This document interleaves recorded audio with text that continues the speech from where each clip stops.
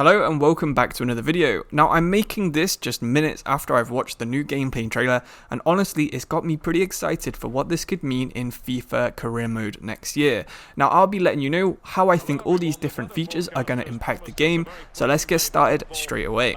Now to start off with, I think the defending operating more as a unit with tactical AI is really going to improve the game. That's one aspect I think the AI has always struggled with. We're always having to use sliders to try and make them play narrower or higher up the pitch or lower down the pitch depending on the game. So I think if they can actually operate as a unit, it will make it not only harder for us to defend, but it will also give us more realistic lower scoring games, which I know not a lot of people might be that interested in, but honestly I think that could be a pretty big improvement.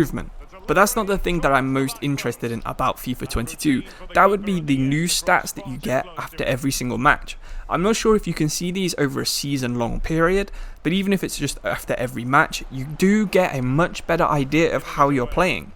I've seen a screenshot where you can see the usual possession shots and passes and interceptions that have been on every FIFA for ages, but you've also got things like expected goals, which will tell you how your strikers are performing, what kind of chances you're making. So if you've got high expected goals, you're obviously going to be making a lot of good chances, even if you're not finishing them off. But also you've got things like heat maps, which will tell you which players you need to strengthen in the next transfer window. By seeing if you're only dominating down the right hand side and you're not going down the left hand side, it might be time to buy either a new left back or left winger. Just the opportunity to use all these stats that actually influence my decisions really does make me excited about the game. You can see a lot more information in here. There's a couple of different tabs at the top which you can go in depth for every single player. So for example, I can see the summary tab has goals, assists, shots, accuracy of passing and shooting, dribble success rate, tackle success rate, how many times they're winning and losing possession, how far they're running. All very important information if you do want to make sure you have the best players in the best positions. But another thing I'm actually pretty excited about is the new tactical options. So you've got an ability to have your centre backs step up into the midfield. You might have seen Harry Maguire and John Stones both be doing this at the international level in the Euros.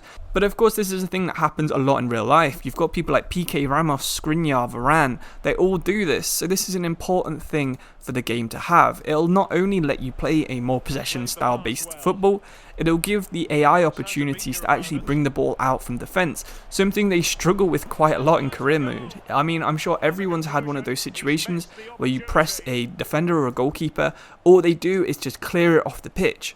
Hopefully by having a bit of variation in how the back line is structured, so one centre back going a bit further forwards, it can prevent this from happening and stop making career mode quite as easy as it is if you know how to press properly. Another thing that's actually in the tactics is a bit more of a granular process to setting your tactic up. So instead of doing it 1 to 10 for something like defensive line or pressure, it's now out of 100. So if you want to try and idolise a specific tactic, so let's say how Sheffield United played in their first season in the Premier League. You can have your centre-backs not only on overlap, which is another feature, where your centre-backs can actually overlap your centre midfielders, but you can then get the exact pressure, the exact width, defensive lines, and perfectly match Wilder's tactics in the 2020 season. Something that I think I'm pretty interested to do. I know I made a couple of videos on this channel about Pep Guardiola and Alex Ferguson's tactics. I think I did one on Jose as well. So being able to make sure I'm spot on with every single instruction is something that excites me to try in career mode. Now you've also got things that I'm not really that bothered about, like new goal celebrations. You know, they're interesting to watch, but not really that bothered about that. But having better interceptions, more in-depth stats, better goalkeepers, it's all going to add up into a better game. A little thing that I've also noticed is that there's a live tuning tool which allows the devs to actually change how gameplay works without big patches. So if something is fully broken in career mode, then we won't be waiting for a week or two for the next big patch to come and fix it. Now, something else I've seen around some news articles is that there are 16 different attacking patterns that AI can use. So hopefully this means like tactics that they can use. You can have like a long ball team, a play it down the wings team, a possession tick-attacker team. If you can actually have this, I think the Premier League would encompass almost all of these styles of play, and I'm sure the same could be said about the Italian, German and Spanish leagues. And EA gets all of this to work properly, you're going to have a more fun, more interesting save in your career mode no matter what league you play as. It's even better if you play in the Polish league, because I can see that they now actually get prize money and you actually win a trophy when you win the trophy. How crazy is that? Can't believe it's taken however long the Polish league's been on the game for this to get fixed, but finally an improvement that we can guarantee is in FIFA 22. Hopefully you've enjoyed this video. Let me know what you're most excited for in your FIFA 22 save, and if you've got a team you've already planned on using, please do let me know in the comments below also. Thank you all for watching.